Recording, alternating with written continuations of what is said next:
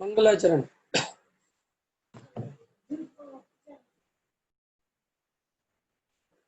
मंगलम भगवान वीरो मंगलम गौतमोगढ़ी मंगलम कुंद कुंदार्यो जैन धर्मोस्तु मंगलम। सर्व मंगल मांगल्यम सर्व कल्याण कारकम प्रधानां सर्वधर्माणां जैनं जयतु शासनम्। नमः श्री वर्धमानाय निर्धूतकलिलात्मने कालोकानां त्रिलोकानां यद्विद्यादर्पणाय ते। आत्मज्ञान ही ज्ञान है शेष सभी अज्ञान विश्व शांति का मूल है वीतराग विज्ञान।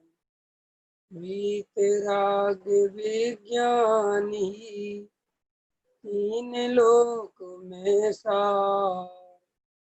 वीतराग विज्ञान का घर घर हो प्रसार। आत्मज्ञान का उपाय प्रज्ञा छेनी है, इस पर अपनी चर्चा चल रही है। इसमें भी कल अपन ने कुछ बातें करी थी कि प्रत्येक क्षण अमूल्य है। यह चैतन्य भगवान को पहचानने का सुयोग सुंदर अवसर है। ठीक है, ये सब चर्चा अपन ने करी थी। अब उसके तीसरे नंबर का एक पॉइंट आ रहा है, निपुण पुरुषों के द्वारा। यहाँ लौकिक निपुणता की बात नहीं है, किंतु स्वभाव का पुरुषार्थ करने में निपुणता की बात है। लौकिक बुद्धि में निपुण होने पर भी उसे स्वयं शंका बनी रहती है कि मेरा क्या होगा। इसी प्रकार जिसे ऐसी शंका बनी रहती है कि तीव्र कर्म के उदय में आएंगे तो मेरा क्या होगा, यदि अभी भी मेरे बहुत शेष होंगे तो क्या होगा, मुझे प्रतिकूलता आ गई तो मेरा क्या होगा। ऐसा संकालु भ्याक्रांत व्यक्ति तत्व में निपुण नहीं है, किंतु असक्त पुरुषार्थहीन पुरुष है। जो ऐसी पुरुषार्थहीनता की बातें करता है वह प्रज्ञा रूपी छेनी का प्रहार नहीं कर सकता। निपुण पुरुषों के द्वारा चलाई जाने पर, अर्थात जिसे कर्मों के उदय की चिंता नहीं किंतु मात्र स्वभाव की प्राप्ति का ही लक्ष्य है, और जिसने अपने स्वभाव की प्राप्ति के पुरुषार्थ के बल से मुक्ति की प्राप्ति निसंदेह रूप से ज्ञात है, ऐसा निपुण पुरुष ही तीव्र पुरुषार्थ के द्वारा प्रज्ञा रूपी छेनी को चलाकर भेद विज्ञान करते हैं।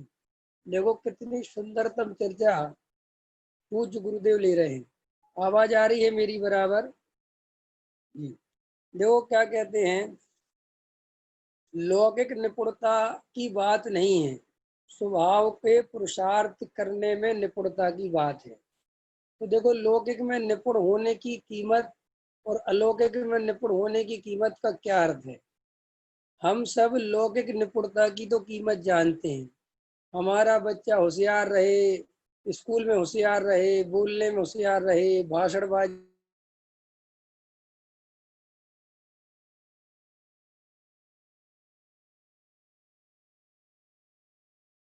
की निपुणता।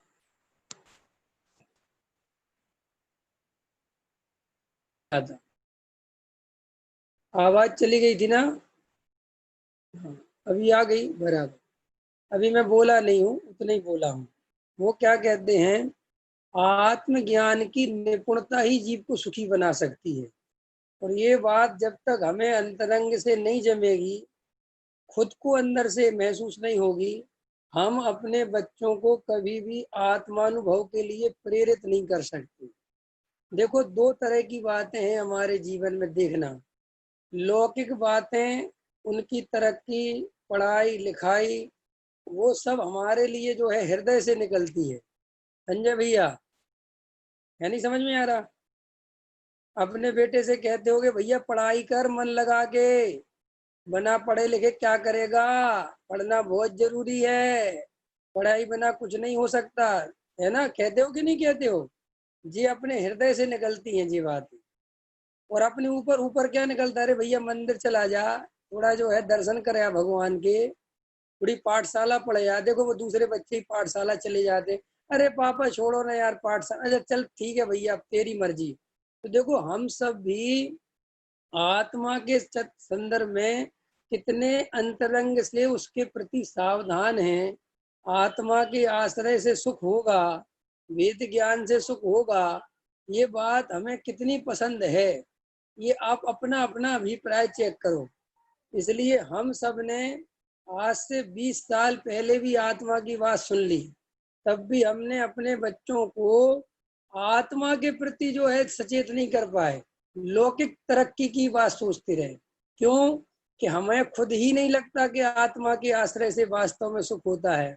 हमें भी यही लगता है कि साहब सुख तो धन रुपया पैसा मकान दुकान अच्छी जॉब अच्छा व्यापार अच्छा धंधा अच्छी नौकरी है, नहीं मान प्रतिष्ठा इनसे होता है। तो हम बातें तो करते हैं धर्म की, लेकिन वे हृदय से नहीं उठती। यहाँ गुरुदेव कहते हैं लौकिक निपुणता में तो जीव होशियार हैं, लेकिन आत्मज्ञान में उनकी निपुणता नहीं है।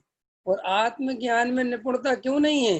क्योंकि आत्मज्ञान का हमें खुद ही वास्तव में परिचय नहीं है। तो वो पीढ़ी दर पीढ़ी हमने धर्म की शिक्षा दी, धर्म का अनुभव करना नहीं सिखाया। क्या कहा मैंने? पीढ़ी दर पीढ़ी हमारे माँ बाप ने उनके माँ बाप ने उनके माँ बाप ने उनके माँ बाप ने क्या किया कि भैया हम जैन हैं, हमारे यहाँ रात में नहीं खाते, बाजार में नहीं खाते, अनछना पानी नहीं पीते, ये नहीं करते वो नहीं करते, अपन हिंसा नहीं करते, अपन झूठ नहीं बोलते, अपन चोरी नहीं करते, भैया ये सब बातें सिखाई। और अपन मंदिर जाते हैं, अपने यहाँ ऐसी पूजा होती है। तो ये धर्म नहीं है, ये तो एक बाहर की धार्मिक क्रियाएं हैं, परंपराएं हैं जो हमें जन्म से ही हमारे माँ बाप देते हैं। और वो देते भी क्यों हैं ये भी समझ लो। ये देते इसलिए हैं हम कि अगर तुम्हें समाज में रहना है, समाज में रहना है, समाज में उठना बैठना है, उसी समाज में कमाना है, उसी समाज में घर बनाना है, तो ये सब तुम्हें नियम कायदे कानून पालने होंगे। तो वे हम बचपन से उनकी इतनी कीमत समझते हैं कि अगर हमारा बच्चा अगर ये सब संस्कार नहीं सीखेगा तो इसकी समाज में कोई इज्जत नहीं रहेगी। और फिर ये शराब पीने लगा, जुआ खेलने लगा और गलत काम करने लगा, तो हमें उनसे भी बचाना है। तो हम अपने लौकिक तरक्की के लिए ही धर्म का सहारा लेते हैं। काय के लिए सहारा लेते हैं? जैसे बहुत सारे बच्चों को लोग माँ बाप अपने बच्चों को धार्मिक संस्थानों में पढ़ने भेज देते हैं, तो कई लोग तो आत्मज्ञान के लिए भेजते हैं, लेकिन अधिकतर लोग तो के लौकिक विकृतियों से बच जाए और बढ़िया थोड़ा भैया पढ़ लिख के आ जाएगा तो अपना काम धंधा भी ठीक रहेगा और बिगड़ेगा भी नहीं। ये नहीं होता कि इसको सम्यक दर्शन हो जाए, इसको आत्मानुभूति हो जाए, इसको सच्चा सुख मिल जाए। क्यों? वो तो तब होगा जब खुद को मिला हो। तो हमें जिससे जितना प्रयोजन समझ में आया हमने उसका प्रयोजन का उपयोग किया। तो श्री गुरु कहते हैं ये संसारी जीव लौकिक कार्यों में बहुत निपुण है, और धर्म का भी सहारा जो है, धर्म की भी जो साथ में चलता है वो क्रियाकांड, वो भी आत्मोद्धार के लिए नहीं, वो भी दिखावे के लिए, परंपरा से, नरक आदि के भय से। ख्याल में है ना? ख्याल में आई ये बात? तो एक लौकिक निपुणता गुरुदेव कहते हैं कि वो तो पुरुषार्थहीनता है, वो तो कोई काम का ही नहीं, उससे तो कभी किसी को सुख हुआ नहीं। हुआ है सुबोध जी सुख? है? सुनो, अभी भी अगर हमारा अनुभव ये कहता है कि रुपया पैसा मकान दुकान स्त्री संयोग इनसे सुख हो सकता है, ये सुखी होने के उपाय हैं, तो श्री गुरु कहते हैं फिर तुम जो है ना सच में ढंग से ही यही उपाय करो। अभी भी तुम्हें यही उपाय सुखी होने के लग रहे हैं, क्योंकि ये दो मन बना के चलते हो कि थोड़े में यहाँ भी सुख है, थोड़ा यहाँ भी सुख है, थोड़ा यहाँ। तो श्री गुरु कहते हैं कि फिर तुम निर्णय नहीं कर सकती। क्यों? कि तुम जो है अंतरंग से कुछ भी विचार नहीं करते, विचारहीन रहते हो। जो तुम्हारे सामने चीज आ गई बस आप यही कहने लगे। तो वो कहते देखो लौकिक बुद्धि में निपुण होने पर भी उससे स्वयं शंका बनी रहती है। बनी रहती कि नहीं बनी रहती सुरती?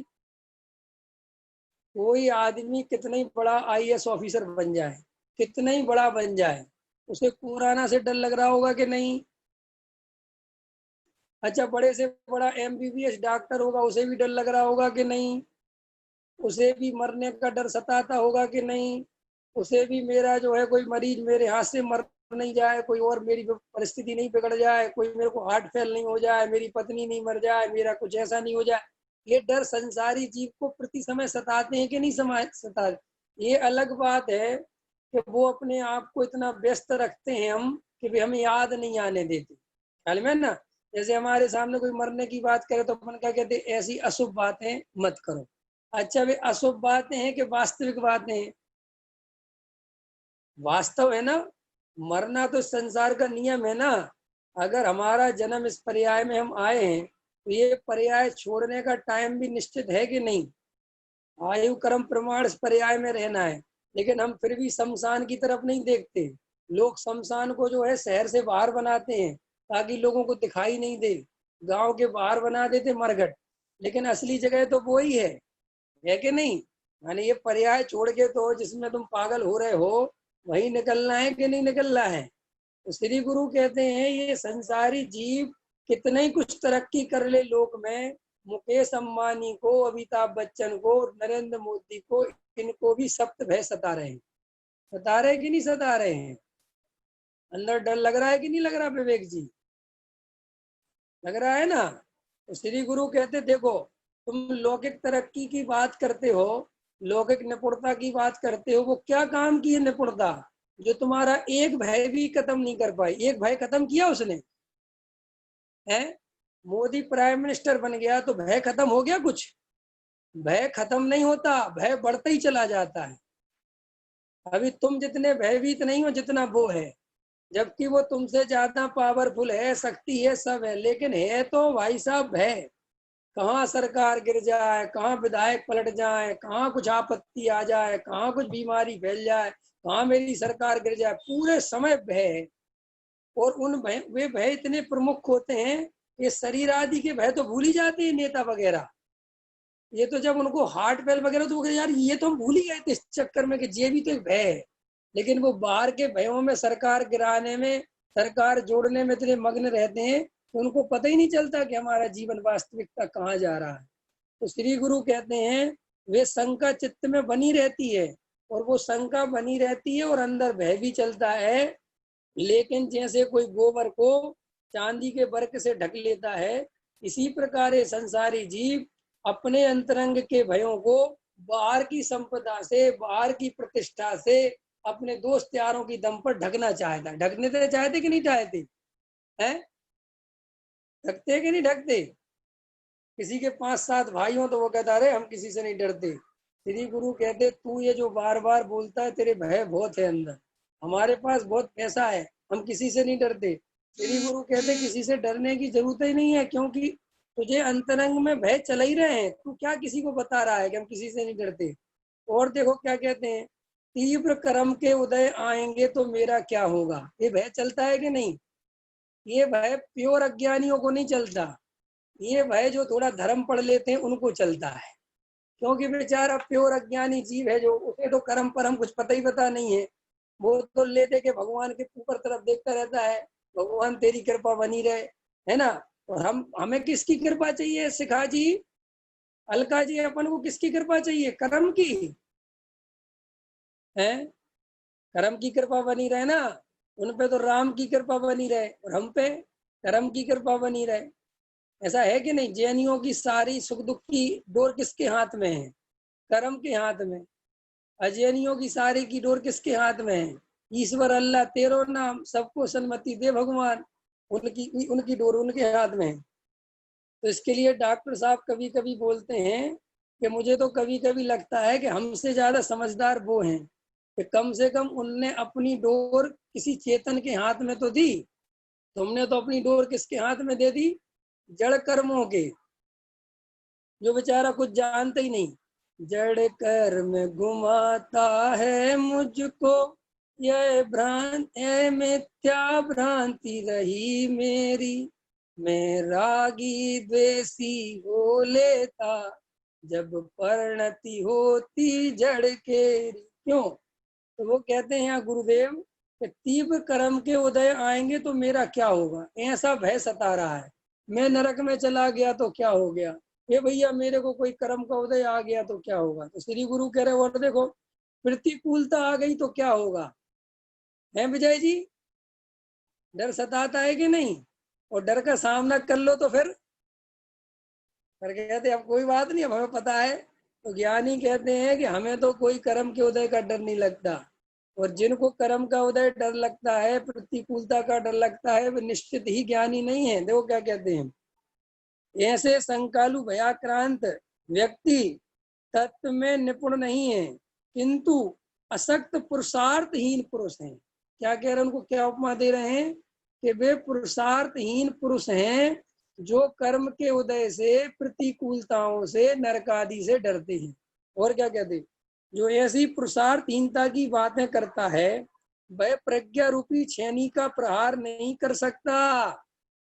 और बताओ 24 घंटे हम धर्म के नाम पे हमें डराया जा रहा है कि नहीं डराया जा रहा, बोलो हम डर रहे हैं कि नहीं डर रहे हैं।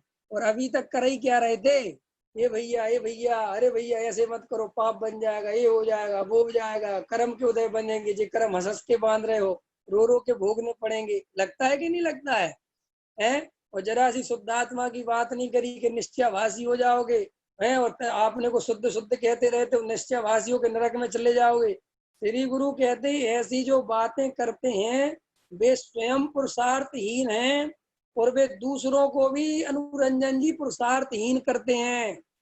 कर्म से डरो, पापों से डरो, गतियों से डरो, भवों से डरो। अरे भैया श्री गुरु कहते सुनो, ये डराने से कोई भाव कम हो जाएंगे क्या?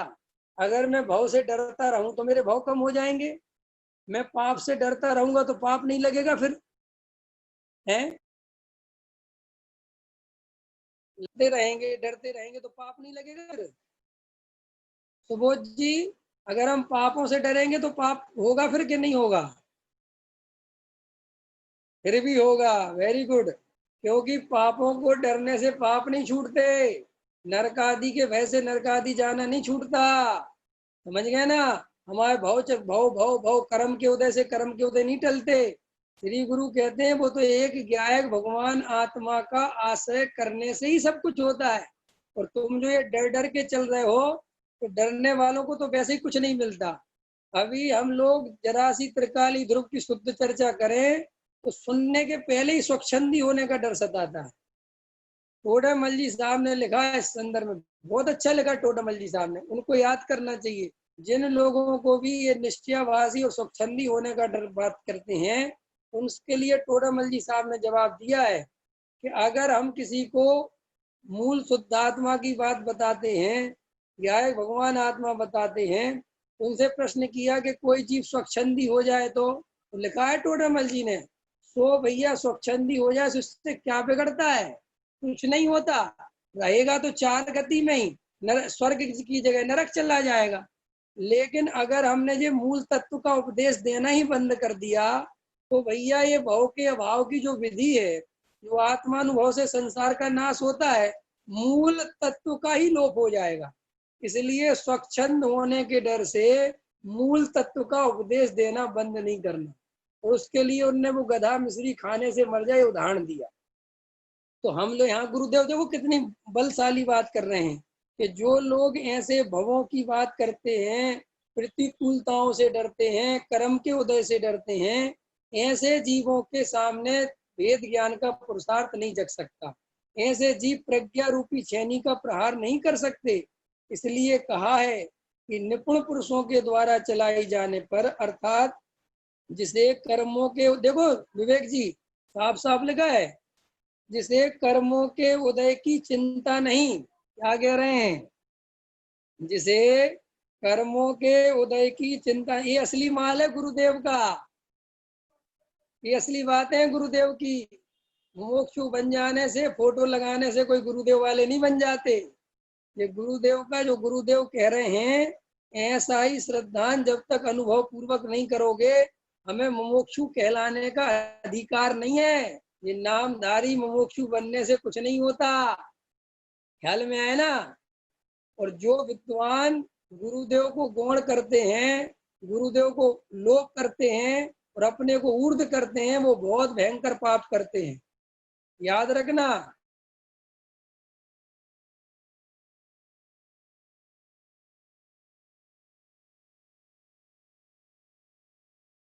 रुक गया, आ गया। जो मूल हम तत्व चर्चा कर रहे हैं आज जगह जगह जो शुद्धात्मा की चर्चा हो रही है, इसके मूल में भाई साहब पूज्य गुरुदेव हैं। और जो लोग गुरुदेव को ही डाउन करके अपने को ऊर्ध्व कर रहे हैं, वो पाप करते हैं। ख्याल में आया ना? ये मूल तत्व ज्ञान की दो क्या कह रहे, जिसे कर्मों के उदय की चिंता नहीं, किंतु मात्र स्वभाव की प्राप्ति का ही लक्ष्य है। ये बात पकड़ने लायक है। क्या कहा? कर्म के उदय की चिंता नहीं तो खूब दुकान चलाओ, खूब पंचेंद्री के विषय भोगों में लग जाओ, घर गृहस्थी जमाओ। ये नहीं कह रहे हैं, ये अर्थ में नहीं कह रहे गुरुदेव। क्या कह रहे? जिसे एकमात्र स्वभाव की ही प्राप्ति दिखाई देती है कि भाई मैं तो त्रिकाली ध्रुव भगवान आत्मा हूँ, मैं तो सदा काल चैतन्य हूँ। कर्म का उदय मेरे में प्रवेश पा ही नहीं सकता। कर्म का उदय मुझे छूता ही नहीं, छूने की कोई व्यवस्था नहीं। ऐसा जिसे ज्ञायक का बल है। अच्छा बताओ, कर्म का उदय किस में आता है? किस में आता है कर्म का उदय? जीव को आता है कि कर्म का उदय कर्म में आता है? अरे भाई, कर्म का उदय जीव में कैसे आ सकता है? अत्यंत भाव भूल गए संजीव जी? अत्यंत भाव याद आ रहा है कि नहीं आ रहा है? अत्यंत भाव शिखा जी से पूछ लेना, याद नहीं आ रहा हो तो। क्या कहते हैं? एक द्रव्य दूसरे द्रव्य में कुछ भी करने धरने का कार्य नहीं कर सकता। एक द्रव्य का दूसरे द्रव्य में अभाव है। अरे सुनो, चैतन्य का चैतन्य में अभाव है कि नहीं? एक चैतन्य का दूसरे चैतन्य में बिल्कुल अत्यंत अभाव है। आपका शुद्धात्मा और मेरा शुद्धात्मा बिल्कुल भिन्न भिन्न है। अनंत अनंत सिद्ध भगवान बिल्कुल भिन्न भिन्न है। तो श्री गुरु कहते हैं कि कर्म का उदय तो बिल्कुल हमारी जाति का ही नहीं है, वो तो पुद्गल की जाति का है महेश जी। और तुम कहते हो कि कर्म का उदय मेरे को आ गया, कर्म के उदय से मैं परेशान हो रहा हूं, तो तुमने अपने को शरीर वाला माना होगा। कौन सा वाला माना? शरीर वाला, संयोग वाला, परिणाम वाला। कर्म की कहां तक चलती है जल्दी बताओ? कर्म की चलती है शरीर पे, संयोगों पे और परिणाम पे। कहां तक चलती है कर्म की? शरीर पे, संयोगों पे और परिणाम पे। और मैं उनसे न्यारा त्रिकाली ध्रुव भगवान आत्मा हूँ। तो कर्म का उदय आया भी तो उसका अगर प्रतिरूपक प्रभाव देखेगा तो पर्याय में, वो पर्याय वाला मैं हूं नहीं। मैं तो सदा काल नो कर्म द्रव्य कर्म भाव कर्म से रहत हूँ। और तीन ही जगह कर्म है, इससे चौथा कोई कर्म है नहीं। कौन कौन से कर्म? द्रव्य कर्म, नौ कर्म और भाव कर्म। द्रव्य कर्म का उदय से क्या होता है? भाव कर्म। वो भी द्रव्य कर्म निमित्त है, वो भी द्रव्य कर्म करता नहीं है। द्रव्य कर्म क्या है? निमित्त। और निमित्त नैमित्तिक संबंध है उस पर्याय में। कर्म के उदय का निमित्त नैमित्तिक संबंध किससे है? जीव से के पर्याय से? अरे बोलो, थोड़ी कठिन चर्चा है। सुबोध जी, कर्म के उदय का निमित्त नैमित्तिक संबंध पर्याय से है, मेरे से नहीं। हाँ, मैं पर्याय वाला नहीं। अगर पर्याय में राग देश के परिणाम हुए भी तो मैं उस समय भी जानने वाला हूँ। ये जानने वाले को मत भूलना। यही गलती अनादि काल से करी है कि जो पर्याय में हमें राग देश दिखा, हमने झट से अपने को रागी द्वेषी मान लिया। और श्री गुरु कहते हैं मैं रागी द्वेषी हूँ, ये किसने जाना? ये मैंने जाना। तो तुम जानने वाले हुए कि जो जानने में आया वो हुए? कि श्री गुरु कहते अनादि काल से यही गलती है कि जो जानने में आया अपने को उसी रूप अनुभव कर लिया। भाई ये जन्मों जन्मों की भूल है। गर्मा जी समझ में आ रहा है? ये जन्मों जन्मों की भूल है। ये कौन सी भूल? यही भूल कि वे राग देश में हूँ, ये शरीर संयोग वाला मैं हूँ, मैं ऐसा हूँ, मैं वैसा हूँ। श्री गुरु कहते हैं कि तू तो ज्ञान स्वभावी है। अनुरंजन जी बात समझ में आ रही? तो कर्म का उदय आज से किसको होता है? मेरे को होता है कर्म का उदय? मेरे को नहीं होता कर्म का उदय। मैं तो कर्म के उदय से न्यारा रहता हूँ। सदा काल न्यारा रहता हूँ। तो कर्म के उदय से निमित्त में जो पर्याय दिखाई देती हैं वे पर्याय वाला मैं हूं नहीं है, हो के नहीं। अच्छा ये कहाँ लिखा, ये बात कहाँ लिखी कि हम पर्यायों से भिन्न हैं?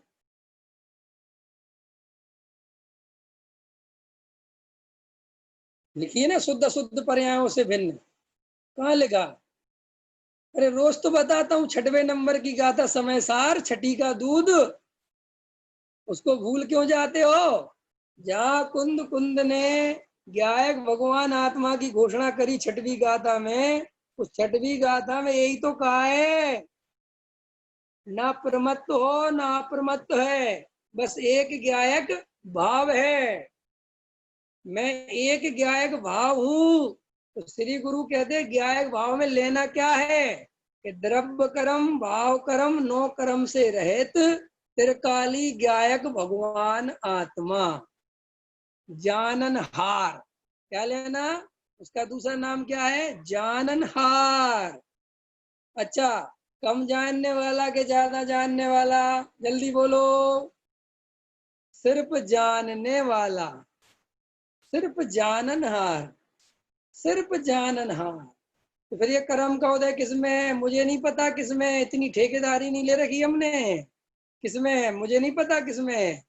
ऐसी अंदर तुम्हारे अंदर ताकत होनी चाहिए, तब तुम्हारा पुरुषार्थ उछलेगा। उछलता मेरा पौरुषवाज, ये पूजा पढ़ते हो ना, तो ये पुरुषार्थ कब उछला? ये कब उछला पुरुषार्थ? जब वो पूरी पूजा पढ़ी ना तब उछला। वो पूरी पूजा कर, समझ गए कि नहीं समझ गए हैं? पूरी पूजा पढ़ी ना अपन ने, तो पूरी पूजा पढ़ने के बाद कहते हैं उछलता मेरा पौरुषवाज, त्वरत टूटेंगे बंधन नाथ, अरे तेरी सुख सैया भी होगा मेरा प्रथम प्रभात, प्रभु बीती विभावरी आज, हुआ अरुणोदय शीतल छाव, झूमते शांति लता के कुंज, चले अब अपने अपने गांव। क्या कहते हैं? अपने उस गांव, कौन सा गांव है अपना? है दलपतपुर है? अरे भाई, अपना गायक भगवान आत्मा, अपना त्रिकाली ध्रुव भगवान आत्मा, वो है मेरा असली गांव, वो है मेरी जन्मभूमि, वो है मेरी सब कुछ, वही है, वही है मेरा स्थान।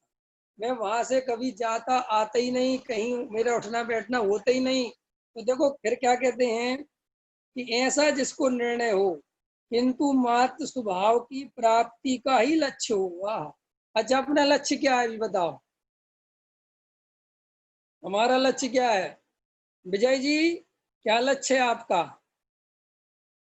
सही बताना, जो लक्ष्य हो वही बताना, मेरी शक्ल देख के मत बता देना है ना, आपके बेटे का जो नाम है वही लक्ष्य हमारा, ये मत बोल देना है कि साहब जो हृदय में लक्ष्य है वो बता नहीं सकते, और जो आपको बताएंगे वो लक्ष्य है नहीं, है कि नहीं? तो श्री गुरु कहते हम उस लक्ष्य की बात नहीं कर रहे, हमें ना तुम्हें मोक्ष की बात करा रहे। देखो क्या करे गुरुदेव, स्वभाव की प्राप्ति। अच्छा, स्वभाव की प्राप्ति करनी है कि स्वभाव हमारा सदाकाल प्रकट है? बोलो जल्दी। मैं सदा काल उस स्वभाव में रहता हूं कि नहीं रहता हूं? मैं सदा काल उसी रूप परिणमता हूं कि नहीं परिणमता? तो फिर ये प्राप्ति क्यों लिखा कि उस स्वभाव को तुम स्वीकार नहीं करते, उसमें अपनापन नहीं करते। ज्ञान की प्रतिपल उठे तरंग, झांकता उसमें आत्म राम। वो तो कह रहे हैं कि जो ये ज्ञान तेरा जानना जानना हो रहा है, यही तो परमात्मा है, यही तो भगवान है, यही तो ईश्वर है, यही तो परम करता गायक भगवान आत्मा है जिसकी तुझे तलाश है, जिसके लिए तू रात और दिन बोलता रहता है कि वो गायक भगवान आत्मा कैसा है कैसा है। तुम लोग बहुत हल्ला मचाते हो, वो कहते यही तो गायक भगवान आत्मा है। कौन सा? ज्ञान की प्रतिपल उठे तरंग, झांकता उसमें आत्म राम। समुद्र की लहरें, बोलो बेटा, सुरती समुद्र की लहरें कहाँ से आई? समुद्र में से। वो किसका रूप है? समुद्र का ही। क्या कहा मैंने? वो किसका रूप है? समुद्र का ही। बस तुम उस लहर में समुद्र को देख लो तो बस, फिर तुम्हें जल के सिवा कुछ नहीं दिखेगा। और तुम लहरों को अलग कर लेते हो और जल की एक अलग कल्पना करते हो कि ये तो लहरें हैं, सागर तो इनसे न्यारा है। बस वो कहते यहीं से गड़बड़ हो रही, यहीं पकड़ नहीं पा रहे। ज्ञान की प्रतिपल उठे तरंग, जागता उसमें आत्म राम। हरि आवाल सभी गोपाल, सुलभ सबको चिन्मय अभिराम। वो कह रहे हैं कि भाई ये सब के लिए सुलभ की बात नहीं है, सब स्वयं भगवान आत्मा ही है। स्वयं जीव भगवान है, मैं स्वयं भगवान हूँ, आप स्वयं भगवान हैं। तो फिर हमारी ये दशा क्यों हो रही है कि तुम भगवान को छोड़ के पामरता का अनुभव करते हो? तुम बार बार ये सड़ी गली राग द्वेष संयोग वाली पर्यायों को अपना स्वरूप मानते हो, इसीलिए ये दशा हो रही। बाकी तो अपन बने बनाए अभी भगवान है। और क्या कहते हैं देखो, जिसे अपने स्वभाव की प्राप्ति के पुरुषार्थ के बल से मुक्ति की प्राप्ति निसंदेह रूप से ज्ञात है। देखो क्या गजब कर दिया, वाह! ऐसा गुरुदेव वास्तव में निहाल ही करते चले जाते। क्या कह रहे गुरुदेव? महेश जी कह रहे ऐसे जिस शुद्धात्मा को जिसने चख लिया, वो कह रहे उसे फिर संदेह नहीं रह जाता अपनी मुक्ति में। उसे कभी ऐसा मन में नहीं लगता कि भाई साहब मैं मोक्ष मिलेगा भी कि नहीं, मुझे जाऊंगा भी कि नहीं जाऊंगा मोक्ष में। ऐसा उसे संदेह नहीं रह जाता। उसे कोई कहेगा तुम मोक्ष में नहीं जाओगे तो दुखी हो जाएगा ज्ञानी। ज्ञानी कहेगा जाना किसे है, मैं स्वयं मोक्ष स्वरूप हूँ। मोक्ष माने क्या होता है बताना? मोक्ष माने क्या होता है? समस्त कर्मों से रहित, है कि नहीं? स्वतंत्र, शुद्ध दशा। तो वो तो मैं त्रिकाली ध्रुव सदा काली हूँ।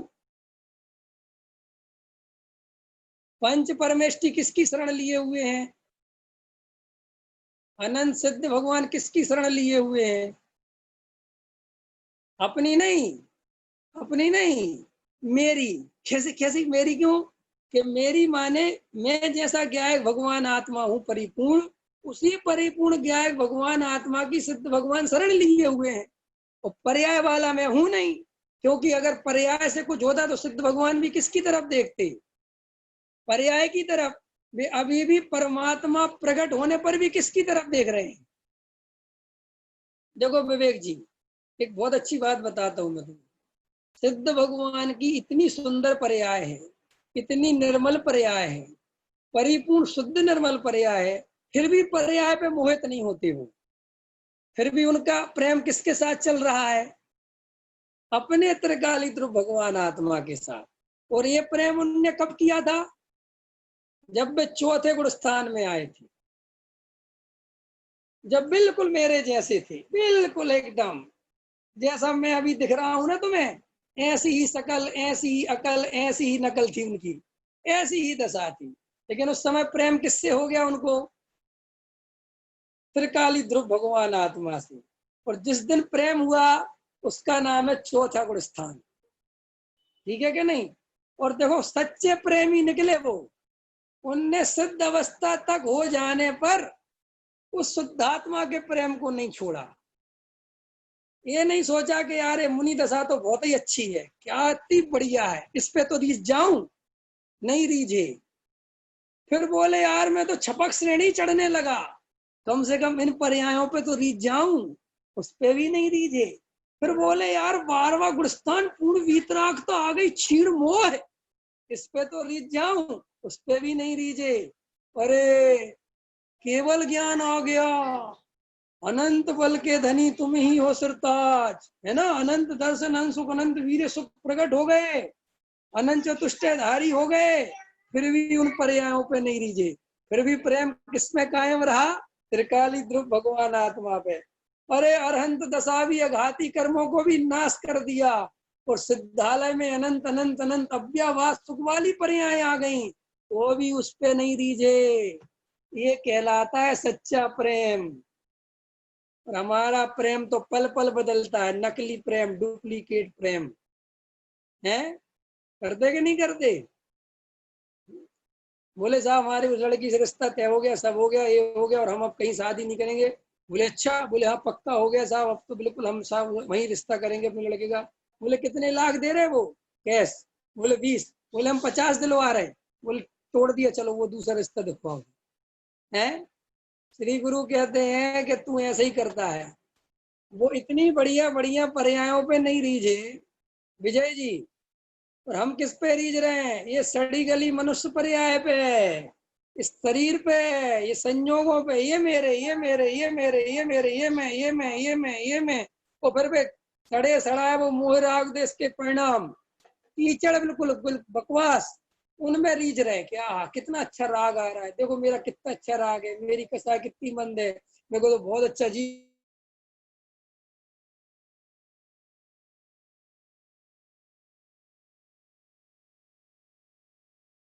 दृष्टि के लिए तो ऐसी निर्मल पर्यायों से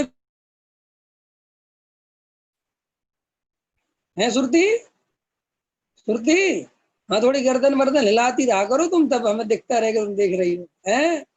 श्री गुरु कहते हैं कि इन पर्यायों से पार त्रिकाली ध्रुव का सदा सहारा है। तो देखो भाई, चौथे गुण स्थान वाला प्रेम, पंकज जी समझ में आ रहा कि नहीं आ रहा है? ऐसा प्रेम करना तुम, तब बात बनेगी। कि संसारियों वाला प्रेम करोगे तो कोई ध्रुव भगवान आत्मा मिलने वाला नहीं है। संजय भैया समझ में आया कि नहीं आया? कहना भाई हम क्या जाने प्रेम प्रेम, यार हमें नहीं कुछ भी पता। श्री गुरु कहते सुन, तू ये नकली प्रेम को असली प्रेम समझ बैठा है। असली प्रेम में आनंद है, ये नकली प्रेम में अनंत दुख है। मुँह में दुख है, गाय भगवान आत्मा में अनंत सुख है। तो देखो क्या कहते हैं गुरुदेव, कि उसको संदेह नहीं रहता मुक्ति पर। उन पर्यायों की कोई उसको, देखो भरत जी को 6 खंड जीतने का राग परिणति में चल रहा है। क्या कह रहा हूं अब देखो, थोड़ी चर्चा सुनो। 6 खंड को जीतने का राग परिणति में चल रहा है कि मुझे राजा बनना है, चक्रवर्ती बनना है। तो छोड़ो अभी दिव्य ध्वनि और लड़ाई लड़ने चढ़ो। ऐसी परिणति कायम है उनकी वर्तमान में। उस परिणति में भी उनको संदेह नहीं हो रहा कि मुझे मुक्ति मिलेगी कि नहीं। सोचो बात, ये है त्रिकाली ध्रुव की दृष्टि, ये है प्रतीति। पर्याय में कैसी दशा हो रही भरत जी की? महेश जी समझ में आ रहा कि नहीं आ रहा? पर्याय क्या कह रही है कि 6 खंड चाहिए, 6 खंड का राजा बनूंगा मैं, चाहे भरत जी से ही लड़ाई क्यों ना करनी पड़ जाए। 96 रानियां चाहिए, इससे समझौता नहीं होगा चाहे कुछ हो जाए। ऐसी दशा होने पर भी पर्याय की उनको मुक्ति में संदेह नहीं है। और हम सबको, अरे 6 खंड तो छोड़ो, जरा सही बड़ा परिणाम आ जाए तो हमें तो घबराहट होती कि हम गए अब तो। श्री गुरु कहते ये घबराहट झूठी है, इसकी भी कोई कीमत नहीं है, तू झूठ फरेब के काम करता है।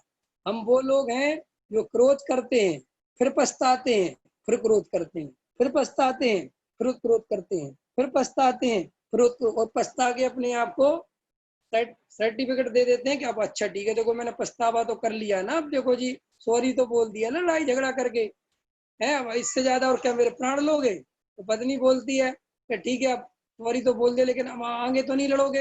अरे कभी नहीं लड़ूंगा मैं, ऐसी गलती दोबारा होती है क्या? अब नहीं। तो बस 2 दिन नहीं बीतते फिर लड़ाई चालू हो जाती है। तो श्री गुरु कहते हैं ना तेरी क्षमा में कोई दम है, ना तेरे कुछ नहीं है, तू जो है बस बोलने में माहिर है। श्री गुरु कहते हैं कि ज्ञानी धर्मात्मा अनंत प्रतिकूलताओं में भी अपने गायक भगवान आत्मा का विस्मरण नहीं करते, और अनंत अनुकूलताओं में भी गायक भगवान आत्मा का विस्मरण नहीं करते। चाहे सप्त व्यसन जैसे परिणाम हो तो भी घबराते नहीं कि हो क्या रहा है, और चाहे सर्वार्थ सिद्धि जाने के परिणाम चल रहे हो तो उन परिणामों में मोह नहीं करते। क्या गजब की बात,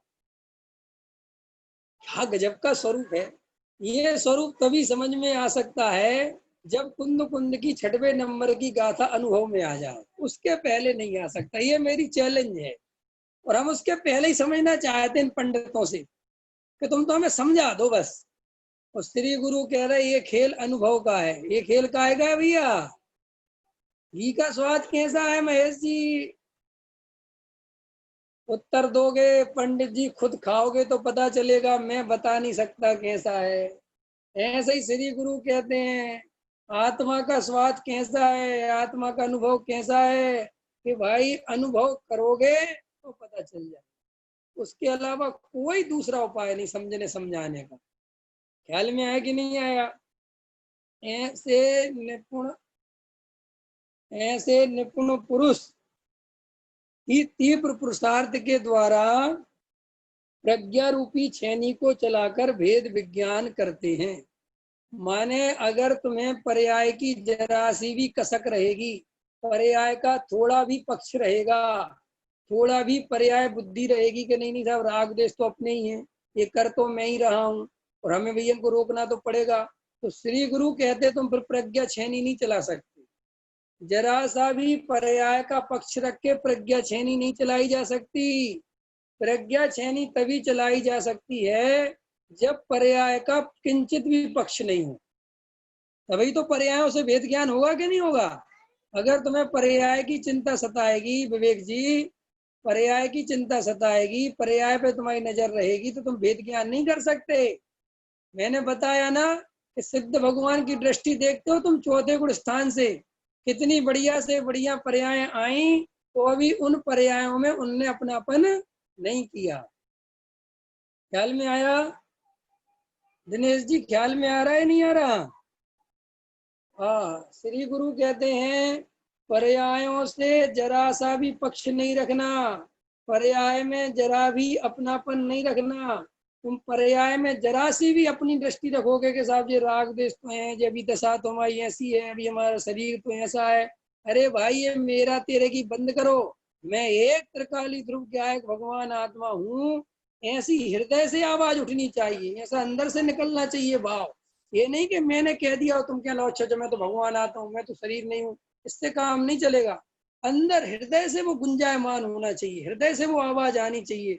वो राग देश के परिणामों के बीच में भी शुद्ध निर्मल गायक भगवान आत्मा जाननहार दिखना चाहिए।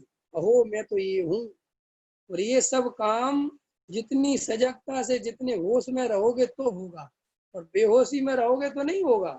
ये रटने की चीजें नहीं है, ये रट रट के सुना दो, याद कर लो और इससे कुछ नहीं होता। वो तो बिल्कुल एक अनुभव की बात है, और जो अनुभव करेगा उसको मिल जाएगा। बहुत गहराई में ये प्रज्ञा छेनी चलाने की बात उसी को समझ में आएगी जो पर्याय का मोह छोड़ेगा। देखो भाई, जैन दर्शन वस्तु स्वरूप ऐसा है कि तुम्हें कहीं पर भी चिंता करने की जरूरत नहीं है। ना तो किसी पर्याय की चिंता करने की जरूरत है, ना किसी द्रव्य की चिंता करने की जरूरत है, क्योंकि वास्तव में कोई कहीं पर भी कर्ता धर्ता है ही नहीं। सभी वस्तुएं अपनी स्वतंत्रता से, अपनी योग्यता से अपना परिणमन उनका चल रहा है। अरे मेरा भी जो परिणमन ज्ञान स्वभाव रूप चल रहा है, मैं उस परिणमन का भी कर्ता नहीं हूँ। वो तो ज्ञान का कर्ता जीव को इसलिए कह दिया जाता है कि जो या परिणमति सा कर्ता, जो परिणमित होता है वो कर्ता होता है।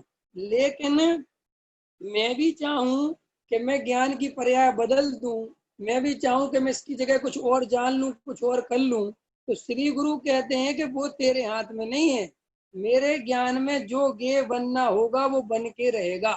मैं उस गे को भी नहीं हटा सकता और उस ज्ञान की पर्याय को भी नहीं हटा सकता। तो फिर कि मैं तो सिर्फ और सिर्फ आनंद ही कर सकता, मैं तो जानने देखने वाला। तो देखो, करने धरने की व्यवस्था है नहीं, और दुख सारा काय से हो रहा है?